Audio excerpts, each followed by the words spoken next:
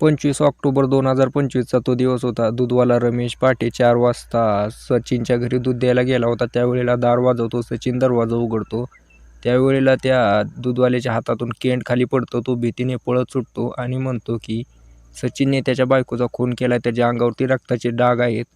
पण ज्यावेळेला पोलिसांना बोलवण्यात येतं, पोलीस ज्यावेळेला तिथे येतात तर बघतात तर हो, खरंच त्या सचिनची बायको सावित्रीचं तिथं देह पडलेला आहे, निश्चित पडलेला आहे आणि सचिनच्या अंगावरती रक्ताचे सडे पडलेले आहेत. पण सचिन म्हणायचा मी खून नाही केला. पण आता काय गोष्ट घडली होती त्या रात्री नेमकी त्या रूममध्ये? सचिन तर म्हणतो की दावा करतो की मी खून केला नाही, त्याच्या बायकोचा तर खून झाला आहे. पूर्ण गोष्ट मी तुम्हाला सांगणार आहे. व्हिडिओला शेवटपर्यंत बघा. लाईक करा, शेअर करा, चॅनल सबस्क्राईब नक्की करा. तर नमस्कार मित्रांनो, महाराष्ट्रातील धुळे जिल्ह्यातील एका छोट्याशा गावामध्ये घडलेली घटना आहे. सचिन 28 वर्षाचा, त्याची बायको जी सावित्री होती ती 26 वर्षाची. दोघांचा सुखी संसार चालू होता. 5 वर्षापूर्वी दोघांचे लग्न लावून दिलेले होते घरच्यांनी. आई वडील होते त्यावेळेला, ज्यावेळेला लग्न झाले त्यावेळेला. पण आता त्यांचे दोघांचे आई वडील आणि सासरा सासू दोघेही चौघही वारलेले होते. आता त्यांना कोणाचा आधार नव्हता. दोघं एकमेकाच्या आधारावरती जीवन जगत होते. पण 2 वर्षापूर्वी जी सावित्री आहे ती कामाला जायला लागली होती. त्यावेळेला त्याच गावात राहणारा सावित्री लोकांच्या रानामध्ये काम करायची, दिवस रात्र मेहनत करायची. पण तिला असं झालं होतं की आता रानामध्ये काम करणं होत नव्हतं. एकतर जवान तिनं अगोदर आईवडिलाची इथं असताना कधी रानात काम केलं नव्हतं. मग तिचा जो नवरा आहे सचिन, तो काय म्हणतो की तू रानात काम करू नको कोणाच्या. मी काय करतो, एक आपल्या गावात कपड्याचं दुकान आहे, दुकान चांगलं चालतंय. त्या मालकाला विचारतो, संपतला, त्या मालकाचं नाव होतं संपत, 35 वर्षाचा संपत होता. त्याला विचारतो की मी काय काम आहे का? तू तिथं कर, मी आपलं घरचं शेती वगैरे करतो, आपलं जीवन चांगलं जाईल, आपण पुढे चालून एखाद्या बाळाचा प्लॅन वगैरे करू. असं म्हटल्यानंतर सावित्री म्हणते हो चालेल ना, काही अडचण नाही, मलाही आता रानात काम करायचा कंटाळा आला आहे. असं म्हटल्यानंतर त्या दिवशी सचिनला खाऊ वगैरे घालते सावित्री आणि सावित्री म्हणते तुम्ही जावा आणि तो संपत आहे त्याला विचारा की काम वगैरे आहे का, आणि जर 10-15 हजाराच्या आसपास पगार असेल तर कन्फर्म करून टाका. त्यावेळेला तो सचिन संपतपाशी जातो. त्या ठिकाणी गर्दी होती. संपत म्हणतो अर्धा तास थांब, मी अर्ध्या तासात जेवण करायला सुटणार आहे, सुट्टी झाली की आपण बोलू काय विषय आहे ते. सचिन तिथं त्याच्या दुकानाच्या आसपास इकडं तिकडं फिरत असतो, चहा वगैरे पितो. ज्यावेळेला त्या संपतची सुट्टी होती दुकानाची, दुकानाचं शटर खाली करतं दुपारच्या जेवणासाठी. सचिन येतं. सचिन म्हणतो की माझ्या बायकोला काम करायची गरज आहे, म्हणजे कामाची गरज आहे, तर तुमच्या दुकानावरती काय काम असेल झाडू पोछा करण्याचं किंवा कपडे घडी घालण्याचं तर ती चांगल्या प्रकारे करू शकेल. आता संपत जो होता त्याने त्या सावित्रीला बघितलेलं होतं. हा जो संपत आहे ना, मुळात तो नीच माणूस होता. याला होता बायांचा नाद. याला जेवढ्या बाया येतील दुकानामध्ये तेवढ्यावरती यांची नजर असायची. त्याने त्या सावित्रीला अगोदरच बघितलेलं होतं ज्यावेळेला साडी वगैरे न्यायला आली. आता कसं आहे, बाया साडी वगैरे घ्यायला गेल्या की तिथं थोडं कम्फर्टेबली तिथं साडी वगैरे बघणं, कंबर थोडी मागं सारून वगैरे ती म्हणजे चालतच राहतं त्यांचं, ब्लाऊज वगैरे साडी पदर खाली पडणं. त्यावेळेला दिसायला सुंदर असलेली सावित्री, फिगर वगैरे चांगला, तिचं म्हणजे मागचं पुढचं जरा मोठं मोठं होतं, त्यामुळे त्या संपतची नजर तिच्यावरती चांगलीच होती. पहिल्यापासून तो तिला बघत राहायचा. मग तो म्हणला चालेल ना, काही अडचण नाही, उद्यापासून दे पाठवून.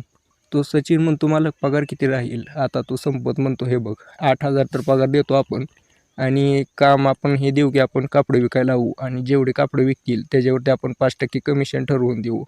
आता सचिन म्हणतो तसं कमिशनवरती चालेल का मालक, पडेल का पगार? हा संपत म्हणतो की बाबा पगार पडते, तू टेन्शन घेऊ नको, फक्त लावून दे कामाला, जरी काय वाटलं तर 15,000 मी फिक्स देतो, मग तर चालेल का? हो म्हणला सचिन. म्हणला आधी कमिशनवरती करून बघू, नसेल तर मग आपलं 15,000वरती फिक्स करू. घरी जातो. सावित्रीला म्हणतो की आज खुशखबर आहे, मालकांनी तुला कामावर ठेवलेलं आहे, कमिशन पण देतील 8,000 रुपये देऊन, जर नसलं परवडत तर 15,000 रुपये पगार फिक्स केलीत. सावित्री खुश होते, म्हणते आता मला रानात जाऊन काम करायची काही गरज नाही, लोकांच्या रानात दिवसा उन्हातानाचं काम करावं लागायचं लय. दुसऱ्या दिवशी सावित्री उठते लवकर, धुणी भांडी करून तिची भाकरी वगैरे देऊन सचिनला जेवण वगैरे खाऊ घालून लवकर 7:30ला त्या संपतच्या दुकानात जाऊन बसते. संपत 8 वाजता येतो, दुकान उघडतो. सावित्री म्हणते मालक मी आले कामाला, मला सांगा काय काम करायचं आहे. त्यावेळेला संपत म्हणतो की तू काय कर, आठवडाभर जी कापडं वगैरे कस्टमरला दावलेली आहेत ती विस्कटलेली आहेत ना, ती हळूहळू त्याची घडी घालून शिक, घडी घालायला परत विकायला शिक, हळूहळू असं चालत जाईल. संपत तिला कापडाची घडी वगैरे घालायला शिकवत होता. त्यावेळेला तो तिच्या हातावरती हात फिरवणे. सावित्रीला थोडं पहिल्यांदा वाटलं की असं तसं वाटलं, तिने हात बाजूला खेचला. पण मित्रांनो तुम्हाला सांगतो या संपतने मेहनत करायची सोडली नाही. जसं जसं महिना जाईल, 15 दिवस जाईल, आता जी सावित्री आहे चांगली दुकानामध्ये रोळली होती. त्या दुकानामध्ये जेवढे बी पोरं-पोरी आहेत त्यांच्यासोबत आता चांगल्या गप्पा मारायली होती कम्फर्टेबली होऊन. आणि जो मालक संपत आहे त्याच्यासोबत आता मित्रांनी गप्पा मारायला चालू झाल्या होत्या. आता कसं होतं की तिला दुसरीकडे जायला टाईम नव्हता. ज्या काही ती बायात गप्पा मारायची घरी कामाला गेल्यावरती, ती आता त्या दुकानामध्ये मारायला लागली होती गप्पा. आता संपतने विचार केला की आता आपण पुढचा डाव टाकायला पाहिजे आहे. संपतने तिला कमिशन वाढवून दिलं. आता दुसऱ्या पोरींना होत्या कामाला त्यांना तर कमिशन वाढवून दिलं नाही. तिला 5%वरून 60% केलं. ही जी सावित्री आहे ती खुश झाली. तिला त्याचा इरादा समजत होता, पण ती काय त्याला लक्ष देत नव्हती. म्हणायची जाऊ दे आपलं काम बनता तो भाडमी जे संपत असे म्हणून जायची. तुम्हाला सांगतो मित्रांनो, हळूहळू ह्याचं जास्त झालं होतं. कधी पोरगी आली त्या दुसऱ्या दुकानामधल्या पोरी आल्या नाही आल्या, तिला काम कमी सांगायचा, हिच्यासोबत गप्पा मारत बसायचा बाहेरच्या घरातल्या. हळूहळू एवढ्या गप्पा वाढल्या की एक दिवशी तो तिला बोलूनच टाकला. मी राजी आहे या दुकानातला, माझ्याकडं बक्कळ पैसा आहे. मला काय माहिती आहे का, बायको तर आहे पण माझी बायको अशी थर्ड क्लास आहे. वजन वाढलेलं, कुठनं पण सुटलेली. आता तिचं वय झालं आहे. मला एक जवान एका स्त्रीचा सहवास हवा आहे. तर मला तू सहवास देशील का, तुला पैसा देईल मी. त्यावेळेला सावित्री सुरुवातीला तर लक्ष देत नाही, पण ती विचार करून सांगते. ती काय असं बोलत नाही, त्याला रागवत नाही, कारण तिला माहिती आहे इथनं जर काम सुटलं तर पुन्हा आपल्याला रानात कामाला जावं लागेल.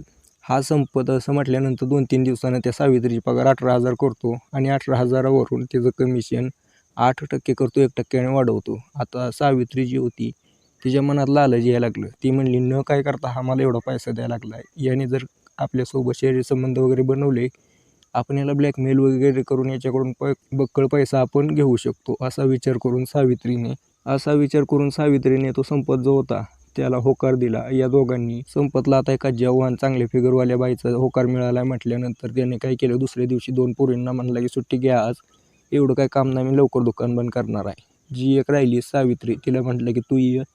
ज्या वेळेला ती आली, सकाळचं गिऱ्हाईक वगैरे बघितलं, दुपारी CCTV कॅमेरे होते बंद केले. कॅमेरे बंद केले की याने बिनधास्तपणे तिच्यासोबत मनसोक्तपणे शरीर संबंध केले. आता जी सावित्री होती तिने ह्या क्षणाचा व्हिडिओ रेकॉर्ड करून ठेवला मित्रांनो. सावित्री चलाक होती. सावित्री शाळा शिकलेली होती, टेक्नॉलॉजीचा वापर करायला येत होता. तिने हा व्हिडिओ रेकॉर्ड केला. याच्यानंतर मित्रांनो तिने थोडे दिवस गेले, अजून थोडे शरीर संबंध होऊ दिले, चांगलं नातं घट्ट होऊ दिलं. पैसे उकळायला चालू केले. 1000 दे, 10,000 दे, 5,000 दे, कापडं चांगली चांगली भारी, नातेवाईकाला, नवऱ्याला, तिला असे करत करत तिने चांगलेच पैसे लुटले 10-15 लाखाच्या पुढे. त्या संपतचं मन आता या सावित्रीवरून उडायला लागलं होतं आणि त्याला लक्षात पण येत होतं की त्याच्या खिशातून पैसा जातोय. तो आता हळूहळू हिला इग्नोर करायला लागला होता आणि अचानक म्हणतो की आता कसं झालं आहे, दुकान आपलं मंदी चालू आहे, तू नाही आलीच तरी चालतं. आता सावित्रीच्या पायाखालची जमीन सरकली.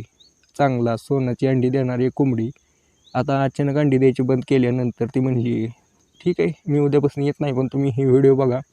तिने व्हिडिओ दाखवला. व्हिडिओ दाखवल्यानंतर तो संपत काहीच बोलू शकत नव्हता. संपतची तर बोलतीच बंद झाली.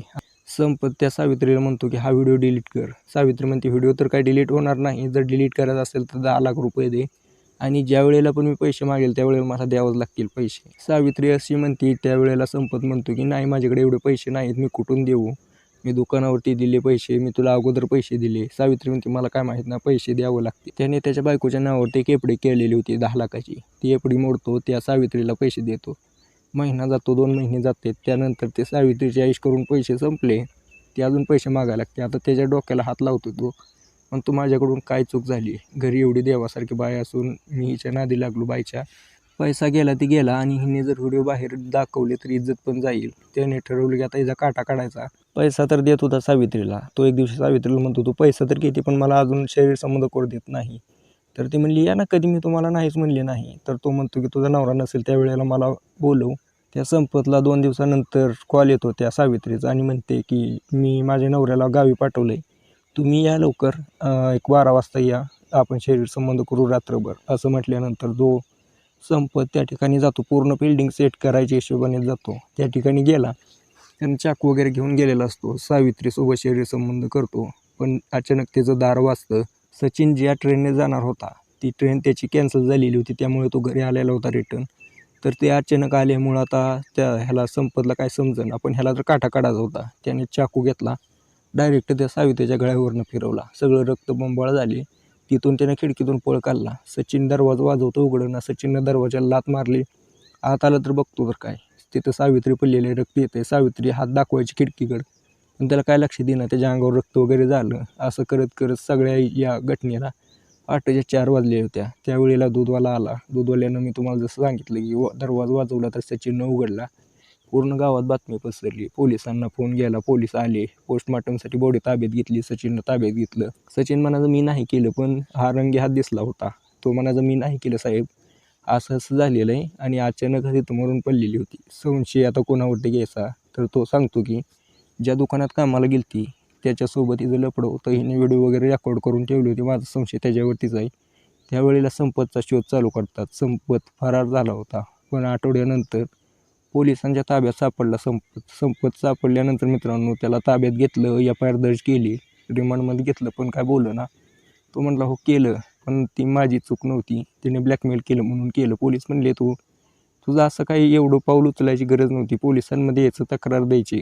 संपत म्हणला माझ्या डोक्यात तेवढं काय आलंच नाही. जे आलं ते केलं मी. आता जे काय सजा द्यायची ते द्या म्हणला. मला काय आता मी स्वीकार करतो. तर मित्रांनो याच्यामध्ये चूक कोणाची मला कमेंट करून नक्की सांगा.